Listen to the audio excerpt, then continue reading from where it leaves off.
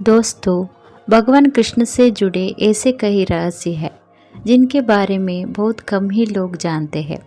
ऐसा ही एक रहस्य है उनके पुत्र से जुड़ा, जिसके बारे में कहा जाता है कि भगवान कृष्ण ने गुस्से में अपने ही पुत्र सांबा को कोढ़ी होने का श्राप दे दिया था। इसके पीछे की कहानी बड़ी ही रोचक है।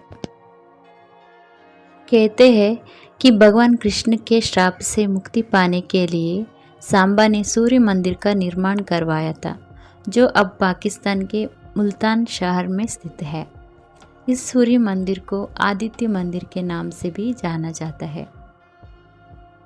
वैसे तो श्री कृष्ण की कई रानियां थी, जिनमें से एक जांबवंत की पुत्री जांबवती भी थी। श्री कृष्ण और जांबवती के विवाह के पीछे भी एक कहानी है। पुराणों के अनुसार बहुमूल्य मणि हासिल करने के लिए भगवान श्री कृष्ण और जांबवंत में 28 दिनों तक युद्ध चला था। युद्ध के दौरान जब जांबवंत ने श्री कृष्ण के असली रूप को पहचान लिया, तो उन्होंने मणि समेत अपनी पुत्री जांबवती का हाथ भी उन्हें सौंप दिया। कृष्ण और जांबवती के पुत्र का नाम ही सांबा था।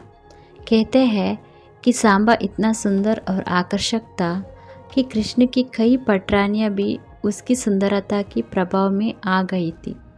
कहते हैं कि सांबा के रूप से प्रभावित होकर एक दिन श्री कृष्ण की एक रानी ने सांबा की पत्नी का रूप धारण कर उसे आलिंगन में भर लिया, लेकिन ऐसा करते हुए श्री कृष्ण ने उन दोनों को देख लिया।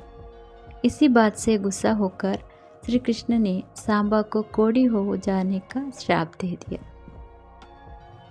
पुराणों के अनुसार महर्षि कटक ने सांबा को कोढ़ से मुक्ति का उपाय बताते हुए सूर्यदेव की उपासना करने को कहा।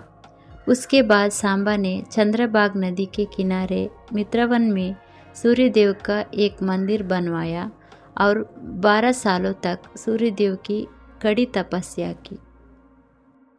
कहते हैं कि सूर्यदेव ने सांबा की तपस्या से प्रसन्न होकर उसे कोढ़ से मुक्ति पाने के लिए चंद्रभागा नदी में स्नान करने को कहा।